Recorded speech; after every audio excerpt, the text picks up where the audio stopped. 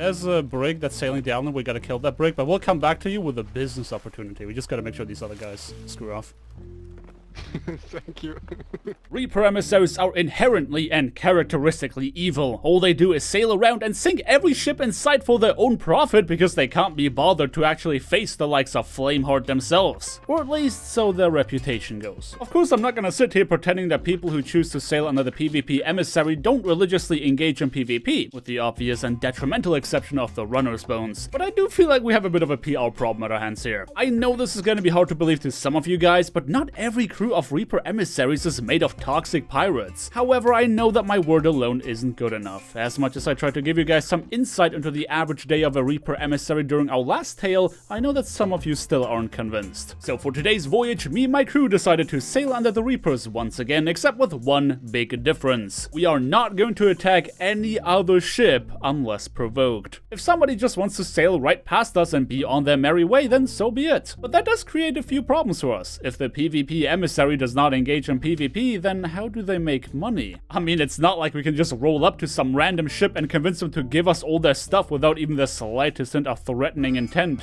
Or can we? Well, there's only one way to find out, so put on your best smile and practice your negotiation skills because today's challenge is not gonna be easy. Welcome to the Sea of Thieves.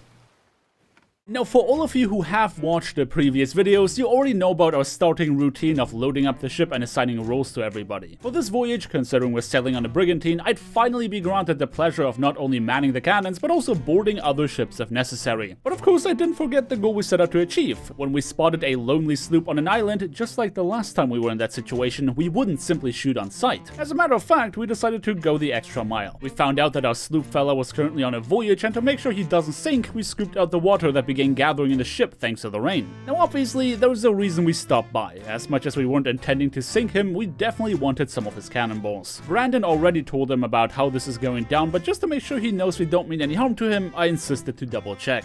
We're not sinking you, I just wanted some cannonballs. Okay. Tell him it's a life tax. Have a nice day! Believe it or not, that concluded our first encounter of the day. Little did we know at that point that this particular pirate will play an important role in a couple hours from now, but for the time being, we waved goodbye and decided to go and find some treasure. Now here's the boring part about that voyage. Since we still wanted to get our emissary flag to rank 5, we didn't have a choice but to actually engage in PvE. And since we have never actually completed the Ashen Winds event, besides robbing other pirates of the final blow, we decided to give that ordeal a shot. But I assume that all of you either know what that long and drawn out encounter looks like, or that you don't care to see it. There are definitely better and faster ways of gathering treasure, meaning I doubt I'll find myself doing Ashen Winds again, at least voluntarily. But it did get our emissary flag to rank 4, and by the time we were done with that whole ordeal, we spotted our sleeping friend being attacked by a skelly ship. Now, ignoring the fact that we were being chased by the supersized version of that vessel, we decided to stick to our guns and rush over to his rescue. Despite the fact that we spent the majority of our time on the seas combating other living pirates, we had enough skelly encounters under our belt to know that we could take on both of these without breaking a sweat. Frankly speaking, it actually made it a bit more exciting, because with only 3 crew members we had to manage our resources a bit more tightly than on a galleon, and doubling the amount of opposing vessels would definitely test our skills under pressure, something that you will find out at a later time I am notoriously bad at. Of course, we didn't want to worry our new friend, so we made sure he knew that everything was going according to plan. Don't worry about us, everything under control. Everything under control. Needless to say that we came out victorious in this battle, with our biggest concern being the scooping of valuable loot before it sinks to the bottom of the ocean. Here is something you should know if you ever want to set sail as a Reaper Emissary. The most monetarily valuable piece of loot you can acquire are other emissary flags. I'm fairly certain that nothing beats the payout you receive when selling a rank 5 emissary flag while flying a rank 5 flag yourself. So when we realized that our slooping friend was still at the island that we just wrecked the skelly ships at, we began concocting a plan. We had acquired a number of items that could be considered valuable to a gold holder emissary, which incidentally was the flag that our friend decided to raise. He had already proven to be very cooperative, so what if we simply handed him our loot to get his rank up to then sink his ship for the then leveled flag? Of course we couldn't do that under the current set of rules that we decided to abide by, so how do we convince a random stranger to agree to such a random idea? Well, I suppose the only way to find out is by engaging in negotiation. Man, I really hope nobody shows up out of nowhere to attack us while we do that. Trying to sell an idea like that to somebody whom you're not even sure if they speak the same language as you was bound to be a challenge. I highlighted on the last episode that you're better off assuming that everybody you meet is out to take your stuff, because in an environment labeled the Sea of Thieves, that is simply the best bet you can make. Well, I was fully prepared to bust out my best sales pitch to make sure that our friend here dances along to the tunes that we came up with. We had no choice but to wait for him because just like on our last visit, he was out on the island to complete his voyage. Patience is definitely something you should have in spades when setting sail anyway, so we didn't mind waiting for his return, but unfortunately, a more pressing issue had arisen. Another emissary behind us. Brig. That was about as inconvenient of a timing as we could imagine. If these guys begin firing cannon shots, then our gold-hoarding buddy might assume it was us trying to sink his ship. But if they were determined to engage in combat, that offered the opportunity for us to fight back. Being in a stationary position was not exactly ideal, but we had to make sure that we can protect not only our own ship, but also the gold hoarder sloop. Thankfully, the owner of which returned before we decided to give chase, meaning we had a chance to explain what was going on. Yeah, there's a brig that's sailing down and we gotta kill that brig, but we'll come back to you with a business opportunity. We just gotta make sure these other guys screw off. Thank you.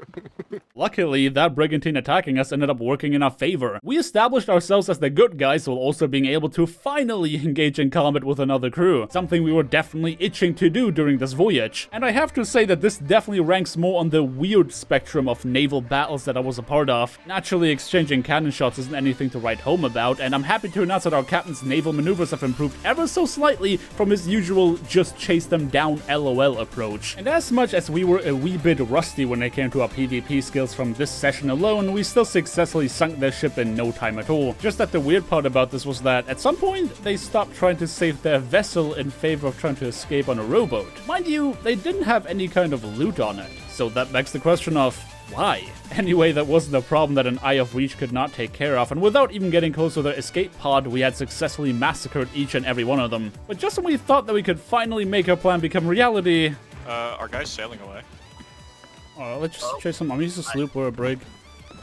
He's level 3 now. Or 4. For every step we take forward, we are thrown 2 steps back. We had successfully protected our gold hoarder friend from the onslaught of what we can only assume were merchants in disguise. The only problem now was that we had to chase him down. That's where our now level 5 emissary flag was coming in very handy, because we could accurately track his location and follow him all the way to Snake Island. I was getting a little nervous at that point, not because I had reason to assume that he would decline our offer, but because I wasn't sure if we had enough loot on board to get him all the way to rank 5. Either way, there was only one way to find out, and that was by finally engaging in negotiation. We need your flag so we can level up our emissary standing, or not emissary, but our reputation level, which means we have to sink you, and we don't want to sink you, but first we want to give you the max level. So we have a bunch of stuff you can put on your ship that's going to increase your level to 5, then we're gonna sink you, then you will meet us at Reaper's hideout, we will make an alliance, and we will sell everything, and then you get like 50% of all the stuff we found on the boat, which is quite a bunch of stuff. So where should we meet?